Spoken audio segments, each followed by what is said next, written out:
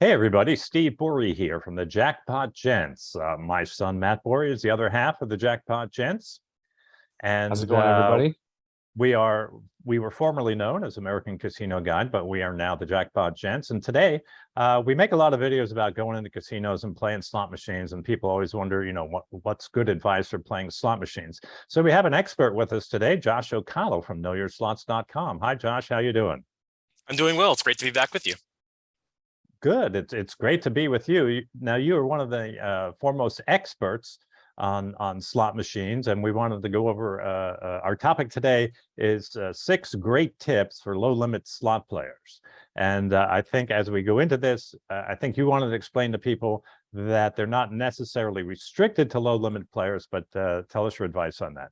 Yeah, if you're a higher limit player, I don't want you to feel like you have to tune out of this one. These tips, I think, are good for any casino player, but many times lower limit players, because they're restricted on budget, every little extra bit of helps in terms of their ability to get the most out of a casino visit. And so accordingly, obviously these tips are designed to really help them with that, but other players can still benefit from it as well. All right, so let's just, I guess, hop right into this. Number one on your list, is this the most important? I didn't know if these were ordered in importantness or not, but that is match your bet to your bankroll, which I guess is very, very important, especially if you're on a lower budget. Yeah, I think this one's the most important because let's say you're going into the casino with $100 or $200. You certainly are going to be limited to your budget. I think lower limit players have a sense of this more so in general as it is, but if you're going to a $5 spin machine with $100, that's 20 spins theoretically you can have to make something happen. And that's not a lot when it comes to a slot machine when the sort of overall goal of how it's going to pay out happens over hundreds of thousands of spins. So obviously, I'm pretty sure I've gone 20 in a row losing. Like I think you could probably go through $100 without a single winning spin on a $5 machine. Absolutely. And so sometimes if you're a Googler and you like to look up this information more detailed, there's something called risk of ruin, like how many bets, like if you're playing a game like a slot or a blackjack or video poker, do you need to have as part of your bankroll to reduce the risk of running out of money in an hour or 2 hours? And so with slots, that's in the hundreds of spins. And so if you're going in with a smaller bankroll, you should definitely make sure that your bets have room to ride out those tough periods because, law of averages says you're going to get to a bonus at some point. So, you just need to make sure that you have the wherewithal to get there. So if you're betting lower, you'll just have more shots at that opportunity to get a good win or a bonus versus betting high and trying to cross your fingers for sort of like a Hail Mary gigantic win on a $5 bet, for instance. Now, so is there like a magic? Oh, sorry. Go ahead, Dad. No, you go ahead. I was gonna say, is there like a magic number you have here? Like say you go in with a $200 budget. What do you think would be the max amount that you'd want to be betting per spin? So here's an example of a rule of thumb that I usually use. So if you're planning for a 4 hours of play, which is sort of the number you hear a lot of people say, oh, you got to play for 4 hours or whatever, 500 times your bet is a good for your bankroll is a good. So if at $200, you divide that by 50, you get about 40 cents a spin. Now, if you're not going to be there for 4 hours, you could certainly bet higher, or maybe you bet higher and cross your fingers, right? It doesn't mean you're guaranteed to run out of money. It just means the chances of running out of money increase. And you can also adjust your bets over time. If you start with $1 spin and you go through $50 and you're finding it's going quick, you could always lower your bet at that point, right? So being flexible on the casino floor is always good advice too, and being willing to just sort of monitor how you're doing and make sure you have enough money to have fun while you're there. All right, before we go on to number 2, I would just like to, if you could tell us, how do you define a low limit player? So I think it's a couple things. One is min bet players are easily defined, I think, as low limit players on a penny machine, even a nickel machine sometimes nowadays because they're not that high. I think a higher limit player is definitely someone who feels comfortable at $5 and up. I sort of see a mid-range sort of between like 150 and 4 a lot of times. And so I usually consider a lower limit player probably betting under $1.50 a spin to like $1 or less per spin. All right. When Matt and I go in, usually we're well, on video poker we play more, but on slot machines usually we're around $2 to $3, maybe $2 to $4. I would say. What would you agree with that, Matt? Yeah, occasionally we'll go up to $5, but very, very rare. Right. So does that make us what, mid-level I players? would put you in the mid-level. That probably would have been higher level of any player like a couple of years ago, but now some of these machines go up to $8 to $10 a spin. So I think that sort of has twisted the ranges a little bit at this point. What was Okay. that crazy machine with the goose we saw the other day? Wasn't it $25 a spin max or something? Oh yeah, well there's crazy machines. It was a penny machine that you could go. It was like $22.50 or $25 a spin. It was insane. Mhm. All right, so number 2 on the list you came up with is look for games with line count choices. So can you explain what that means? Yeah, so there's been a shift over time where the bet panels have gotten simpler, and you just sort of see, 50 credits, 100 credits, 150 credits, and that's what you're betting. Older machines in particular, but there are some newer machines that have it too, would sometimes have 2 rows. The first row would be the number of lines that you're playing, and then the second one would be your bet multiplier. So let's say you had the first row would be like 1, 10, 20, 30, 50. That would be the number of lines that you were playing, and each line would usually cost 1 credit. So if you played 10 lines, you would be playing 10 credits. And then, of course, you could multiply by 1, 2, 3 to make your total bet. The reason why this is important is because on machines where you get this choice, if you have a 50-line machine, it would let you play 30 lines and save some money. So you're not playing all of the pay lines, but you are able to lower your bet. So the flip side is it might be a little bit tougher to win because there's less chances to win because you have less lines, but you're also spending, 40% less per spin. So that gets you a lot more mileage when you're able to control that. A great example of a game that still kind of allows this in most cases is Stinkin' Rich, which has 100 lines, which is quite a few, but some players love to lower it down to like 70 or 80. So they're still getting quite a few lines, a lot of chances to get bonuses and line hits, but they're not spending the full 100 credits or $1 per spin on penny denomination. That's the exact machine I was going to say. I was going to say the 2 Stinkin' Rich and Bombay, which is a clone of Stinkin' Rich. But one thing I want to say that if you are going to be lowering your line bet, that's very important, is you want to look in the machine and make sure that if you're lowering the number of lines you're betting, you're still qualified for the bonus rounds. Because I know back in the day, older machines, a lot of times you weren't qualified for the bonus round unless you were betting max lines, not necessarily max credits. Yep. Stinkin' Rich is not the case. You just need the 3, whatever it is, and it just so happens that you get 5 free spins, I think, per line that it counts. So per pay line. So when you're reducing the pay lines, you're probably not going to get as many free spins. But then when you're in the bonus, you get all 100 lines. So you actually benefit from the full 100 line payout during the free spins. So I didn't know that. So the other thing too is like some games, they are scatters for the bonus symbol. That's probably a good one to look for. So it doesn't have to line up on a line because reducing your lines would reduce your opportunity, but just getting 3 scattered bonus symbols would give you the bonus round. And it usually triggers with the same number of lines that you were betting. So if you're betting 30 lines, the bonus will pay out with 30 lines. Stinkin' Rich is a weird one. So the number of free games is less, but the lines are all there. So.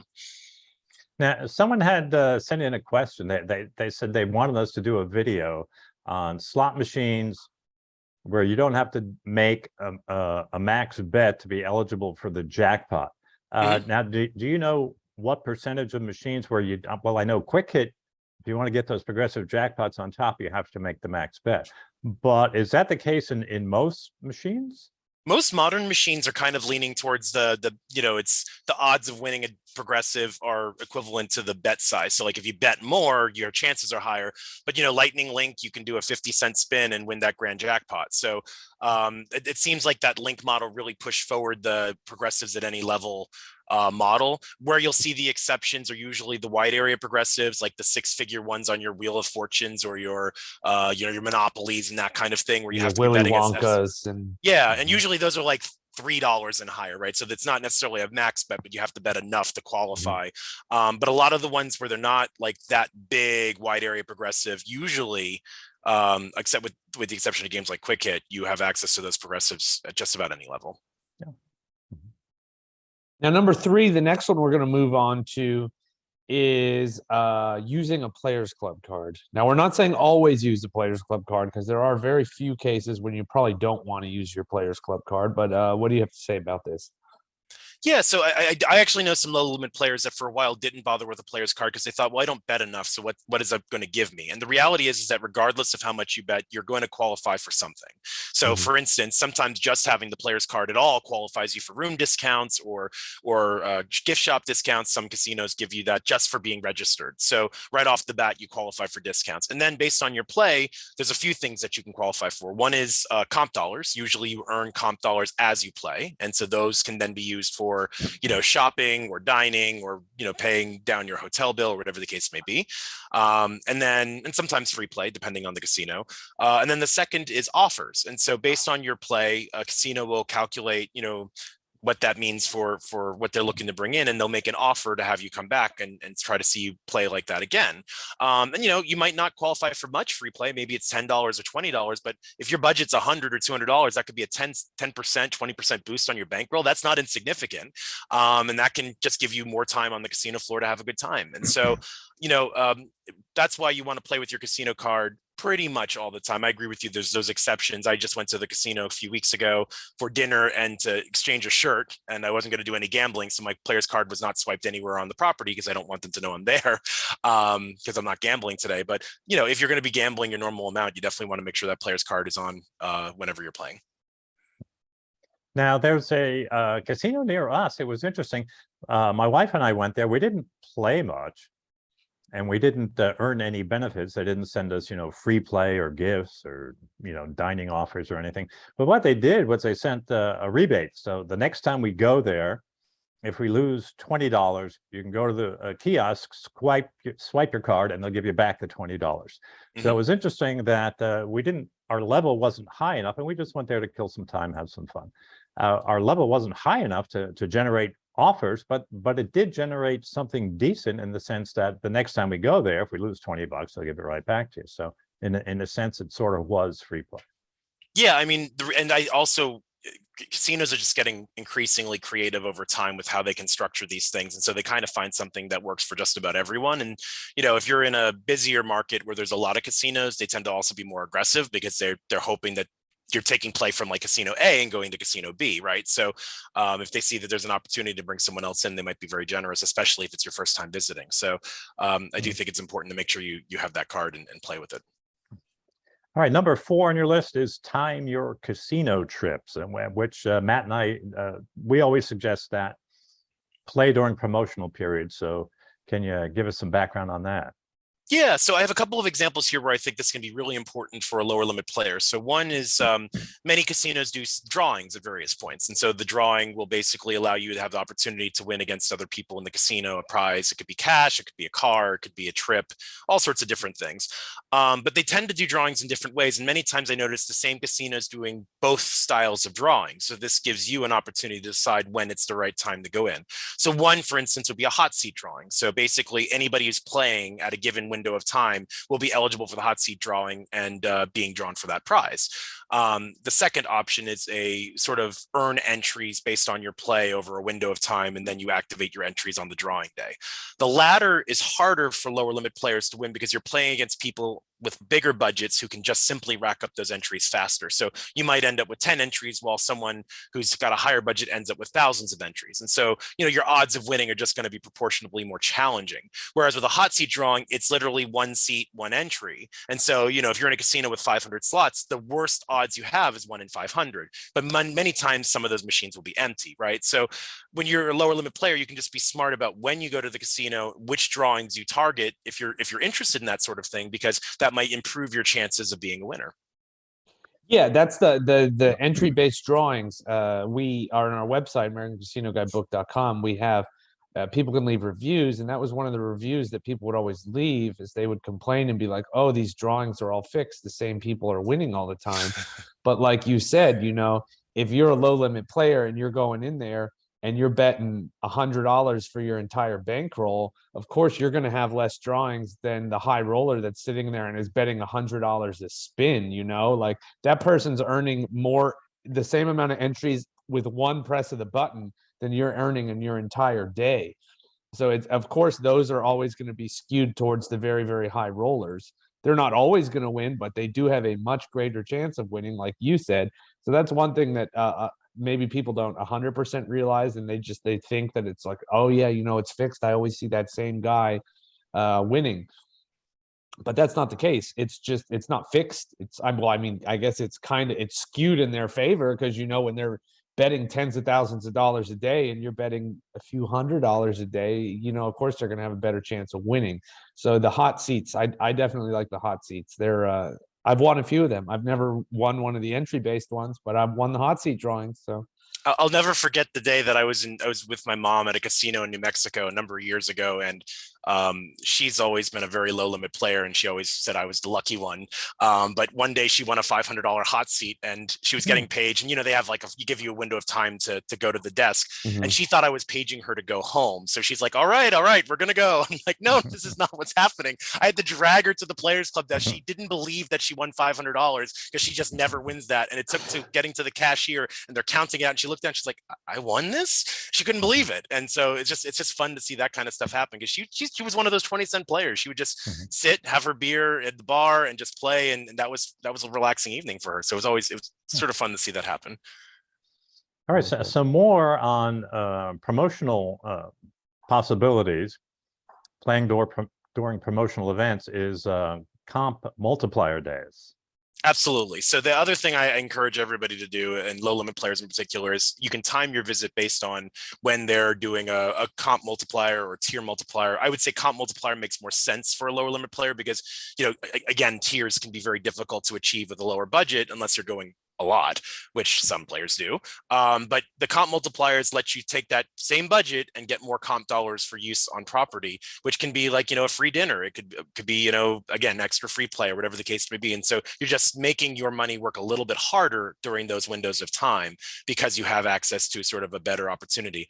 For instance, I have an MGM casino that's within a pretty short drive, about an hour or so from where I live. And that was sort of my low bet casino. I would take lower budgets there because I would still tend to get a decent offer, even though I wasn't betting as much as I was at some of the other local casinos. And when they would do the comp multipliers, I would go up there because those comps would also be usable in Vegas. So I would be able to build up a comp balance and then go to Las Vegas, and that would just take the edge off because, as you know, a lot of restaurants are marked up. You have a sort of a Vegas Strip penalty when you go out there. And so it was great to have sort of that extra budget for meals and so forth as a result of my local play. So that's another thing that you can do as a player, is you can sort of leverage these connections that casinos have. But if you do it on a comp multiplier day, again, you're just going to build it up that much faster. Now, before we go on to number 5 here, I wanted to touch a little more on this promotional period. One thing that Matt and I suggest, well, if you're a husband and a wife and you each get your own Players Club cards, rather than both playing on both cards, playing on both cards at the same time, we suggest that you alternate. One day you play one visit, you play on your wife's card. The next day you play the visit on your husband's card, so that you're not cutting your play in half. You're going to get more benefits, because let's say you both earn $50. Say you have a $100 Theo on each card. So if you just use one card and put all the play on one card, then you have a $200 Theo. So theoretically, you should be getting more benefits back from the casino by playing on the one card rather than playing on both cards at the same time. Yeah, Your I think that's a great tip. And also the same goes if you're a sort of an imbalanced set of players, right? So like my partner, for instance, rarely plays, but maybe he'll throw $20 in a game that catches his eye. He just does it on my card because there's not much he's going to get out of a $20 play on his card, but he's adding to my overall score, which will then, improve the offers that I'm getting for the casino or the cruise ship or whatever the case may be. So I agree. Consolidating play onto one card does help you overall. And I've seen players that have made that switch and been heavily rewarded because, it's when you go from 100 to 200, for instance, of Theo, it's not necessarily just a doubling of the offer because usually you only use one room, right? So it's not like they're going to go from one free room to 2 free rooms. So they might be able to bump up something else and be more generous with the food or the free play because you've already, you're going to get the same amount of value out of the room. And so sometimes that can really work in your favor. Mm-hmm. Now, number 5, we're going to move on to the next one, which I think is very good, is set realistic goals. Yeah. Matt, I'm sorry, okay. but Matt always wants to win. At least I say, Matt, well, what's our cash out point here? And I'm always saying $1,000. $1,000. Well, usually it's $10,000. You know, Yeah, we well, got $300 in the machine. They'll say $10,000. well, But, most you realize I am joking when I say that, right? of course, but not everyone realizes you're joking. Then. Yes, that's true. Yeah, Okay. I see it all the time in like the slot forums and so forth. I've been playing slots for 30 years and I've never got a hand pay. So today I'm going into the casino to get a hand pay. Well, what's your budget? $100. Well, let's talk about that, right? So I think for me, part of it is just being realistic. And so what I always do is sort of ask people to think about it from the multiple of your win. So like if you're betting 20 cents a spin and you win $1, that's 5 times your bet. If you win $10, that's 50 times your bet, and so forth, right?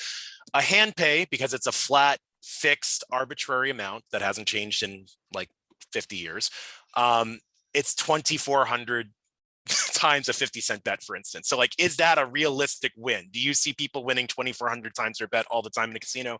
No. Is a 50 or 100 times win a reasonable thing to shoot for? I would say so. They happen, you know, with enough frequency that you could certainly see one of those happen during a visit to a casino, and certainly more if you get really lucky. But like, you know, when I see people setting realistic goals, it's like, I'm only going to put $20 into this machine, and if the $20 is gone, I'm going to get up and move on, instead of putting the whole 100 in and just I'm going to play for a bonus, because you don't know when that bonus is going to come, for instance. So, you know, setting realistic goals. True. Can be, you know, your goals for the casino visit. It can be your goal for a given machine, but setting goals that can happen versus goals that are really, you know, a far reach will just reduce the risk that you're going to play, get frustrated. Oh, the casino just takes all my money, right? Like you want to go in with a healthy attitude. You want to go in with an upbeat attitude, so that way you do have fun. And so I think that's part of it, is setting those realistic goals. Now, what would you consider a realistic goal? Let's say you have a $200 bankroll. You have $200 that you're willing to lose in the casino in a day. What would you think would be a good realistic goal for them to cash out if they got up at a certain point? So when I've gone into a casino with $200 bankroll, which I've done quite a few times in my life, I'll break them into $10, $20 bills. So that gives me 10 machines to start with. And so with each machine, I'll go for a double, a bonus, or nothing, right? So if I double my money, it's an instant cash out. If I get a bonus, usually it's an instant cash out. And if I run out of money, clearly there's nothing to cash out. But what I find has been nice about that is that then you kind of look at the tickets, you know, maybe you'll have 4 winning tickets out of 10. You can then put those through the ticket machine. You'll have another set of 20s, and you can decide what you want to do now. And so it sort of sets sort of what I call thinking points. One of the things that can be challenging if you're a gambler is you can get emotional, and emotional gambling can lead to making emotional decisions, you know, sort of rash on the fly decisions. Like, I'm losing, so I'm gonna double my bet, I'm gonna martingale this, or whatever the case may be, to try to win my money back. And, you know, sometimes you just need that extra beat, that little thinking, that decision point that sort of lets you take a moment, cool off if you're a little frustrated, you know, think about what's happening and make a better decision for yourself. And so that way, you know, you're just being responsible for your money, and you know, because it is still your money until you've spent it. So that's what I mean. And so, like, you know, you can sometimes what I'll do is, if I double, I'm still having fun. All right, so I went to $40, so now I'll play it to either 60 or 20, so it's double or nothing again, but it's just the next $20, right?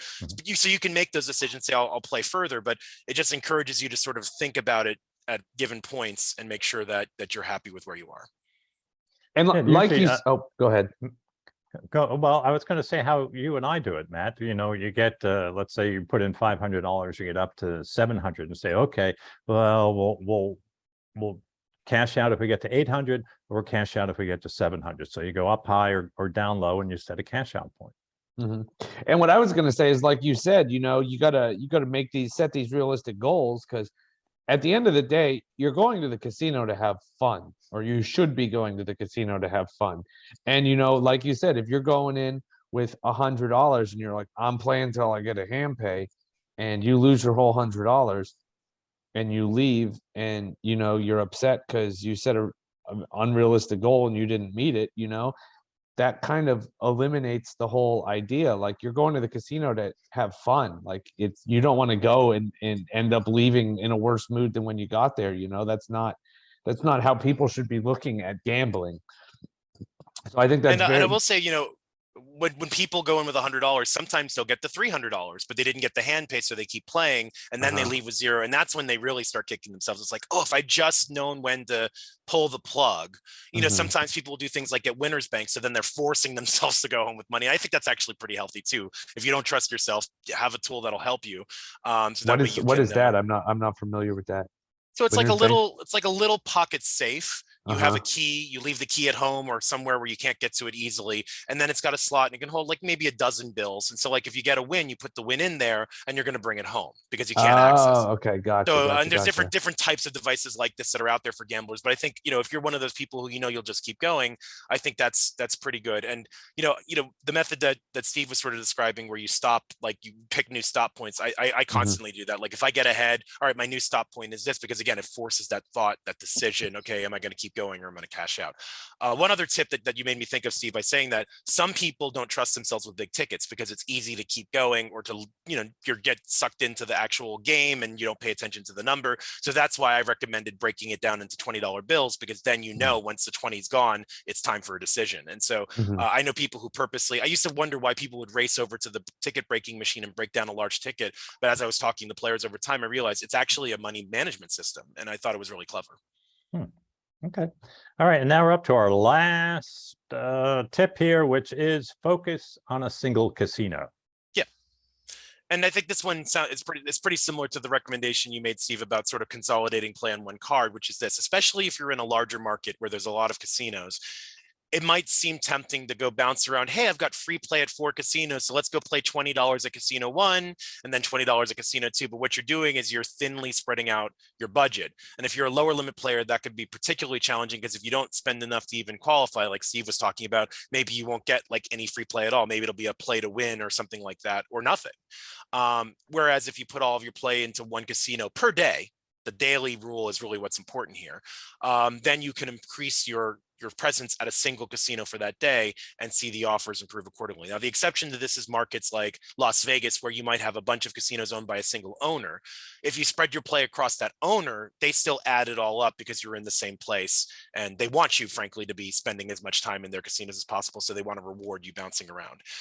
So like if you go to MGM Grand and then you go to like, you know, Park MGM, all those MGM casinos, that would all count together in that case. But if you then start jumping around to non-MGM casinos, now you're going to start to spread your play out again. So what I recommend is, especially if you're going on a multi-day trip, pick a casino per day that you want to play at, concentrate your play at that casino, put all of your budget to work at that casino. So that way they'll have something that they can send you for the next visit. You'll have something you can take advantage of.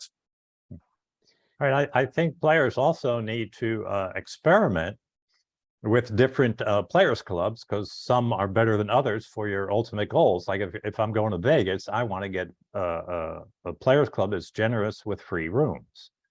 You know, and we have local casino, you know, play at the Seminole Hard Rock. It's a mile from my house. I don't really care about a free room there. I care about, you know, they're going to send me show tickets or free play or dining you know, comps.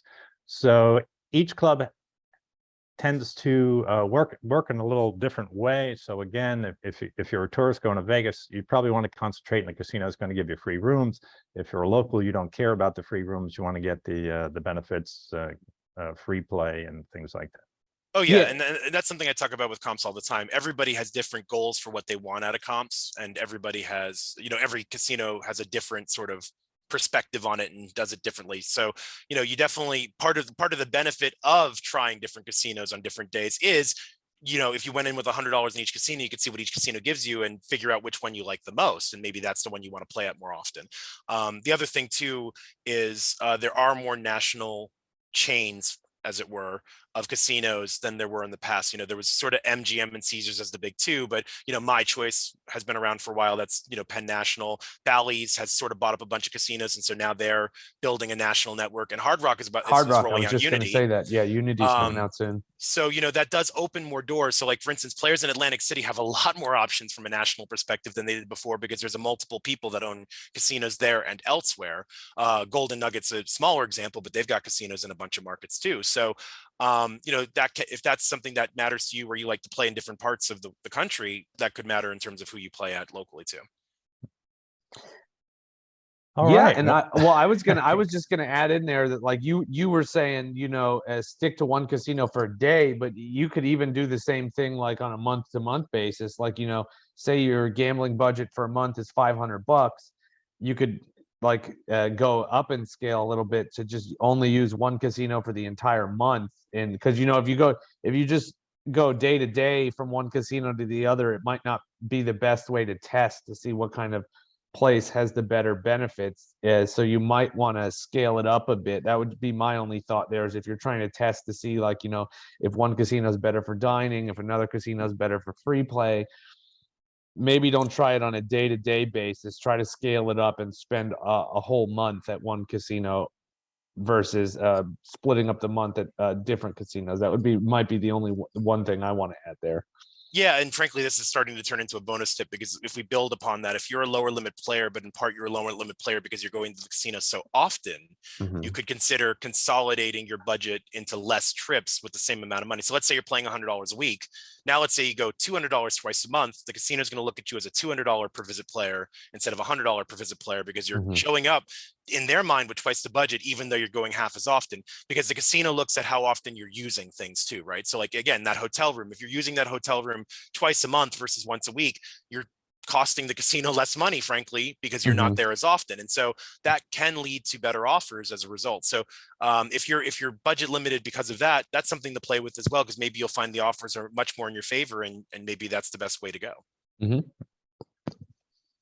All right. Well, this was interesting. Even though we geared it towards lower limit slot players, it applies to anyone going to a casino, actually.